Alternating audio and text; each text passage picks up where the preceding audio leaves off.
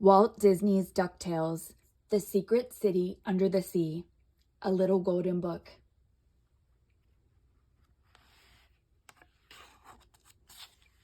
DuckTales, The Secret City Under the Sea, by Paul S. Newman.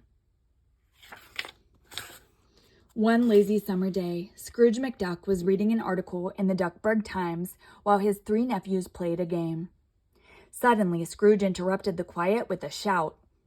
"A gold coin has been found on Duckburg Beach," he said. "Where did it come from?" asked Dewey as the nephews gathered around Scrooge. "Nobody knows," said Scrooge.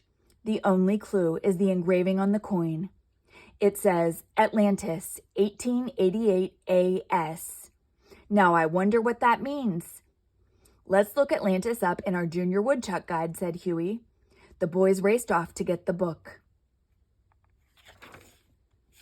Louis read aloud from the guide. "No one knows if Atlantis ever really existed or if it is just a legend. Atlantis is said to be an island whose inhabitants created a very advanced scientific kingdom.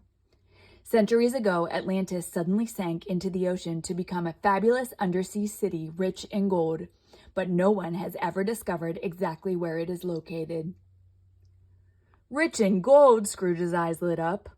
"But what does 1888 AS mean?"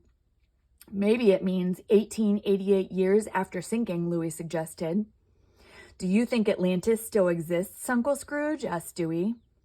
"I must find out," said Scrooge. "If Atlantis exists, it must have gold."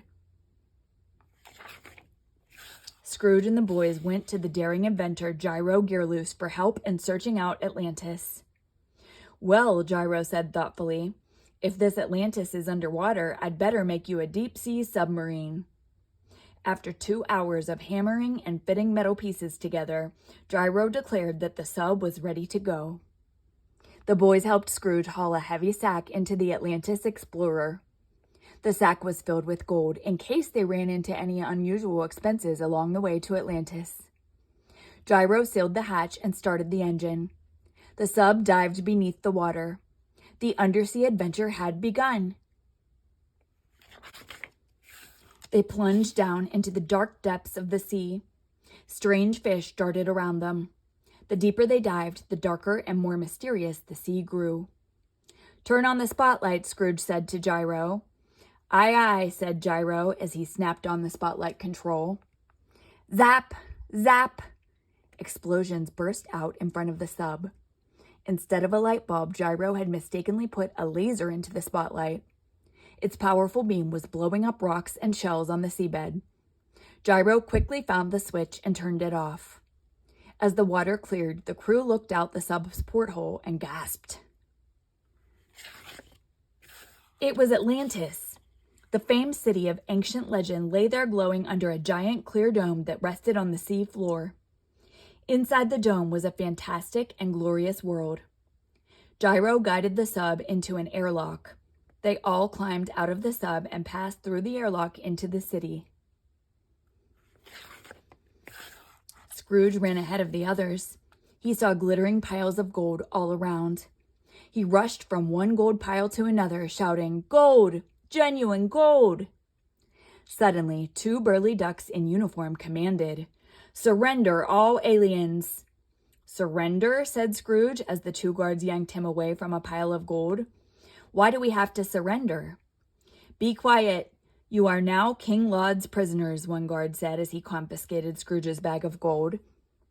They were taken to King Laud's palace. The king held up Scrooge's bag of gold. "You must have plenty more of this where you come from," he said to Scrooge. Scrooge refused to answer the king. "Very well," said King Laud.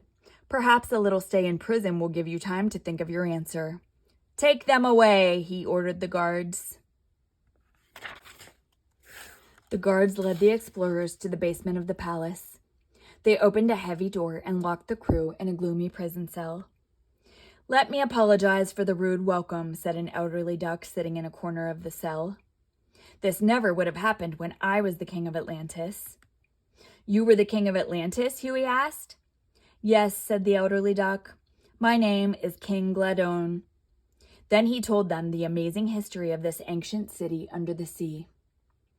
Thousands of years ago, King Gladone began, Atlantis sank beneath the sea. Luckily, there were brilliant scientists who discovered a way to make artificial air by using pure gold and underwater elements. This machine here produces all the air for Atlantis.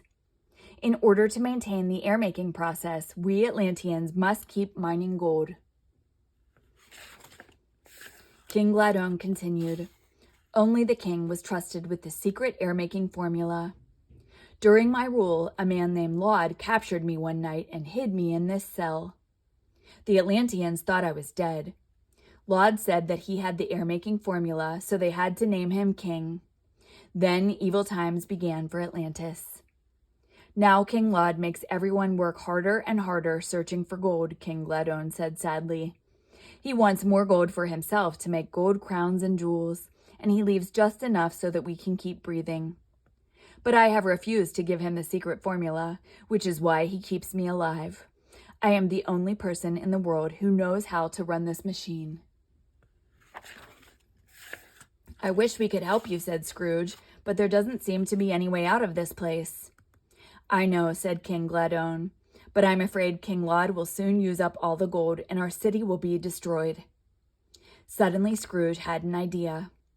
Maybe Gyro's spotlight on the sub can help us, he said. But it's not really a spotlight, Uncle Scrooge, said Louis. It's a laser. Yes, said Scrooge, but King Aloud doesn't know that. Then Scrooge banged on the door and called to the guards. Tell King Aloud that I'm ready to get the gold he wants, Scrooge said. The guards relayed the message to King Aloud, and then they returned for Scrooge. You may go and get the gold, the guards said, but the rest of your crew shall remain here as hostages until you return. Scrooge guided the sub out of the airlock. As soon as the sub was in the water, Scrooge switched on the laser. He aimed its penetrating beam on the giant dome over Atlantis. Zap! Zap! The beam burned a hole in the dome. The dome is leaking, cried the Atlanteans. Everyone panicked and began to run away. King Aloud shouted orders as his guards tried to stop the water from flooding the city. While the guards were busy repairing the leak, Scrooge sneaked the sub back into Atlantis. Scrooge dashed back to the prison. He found the key to the cell and opened the door, releasing Gyro and the nephews and a grateful King Gladone. Now we must capture King Aloud and save the people of Atlantis, said Scrooge. Follow me, boys. As they walked toward the palace, the crowds went wild. Look, someone cried. It's King Gladone. He's alive. When all the Atlanteans saw their beloved former king, they cheered. Then they overpowered King Aloud and his guards and threw them in prison. After making sure the leak was repaired, King Gladone mounted his gold throne. How can I ever thank you, he asked Scrooge. With a big grin, Scrooge looked at the piles of gold nearby. Oh, I'm sorry, Scrooge, said King Gladone, but we need all our gold in order to keep breathing. You understand, don't you? Scrooge nodded his head as his own bag of gold was returned to him. Back in Duckburg, Scrooge stared at his sack of gold. This is all I have to show for all that trouble, and it's the gold I already had. But we did have an exciting adventure, Uncle Scrooge, said Dewey. And we rescued the people of Atlantis from King Aloud, added Huey. We certainly did, Scrooge agreed, and that's the best reward ever. The end.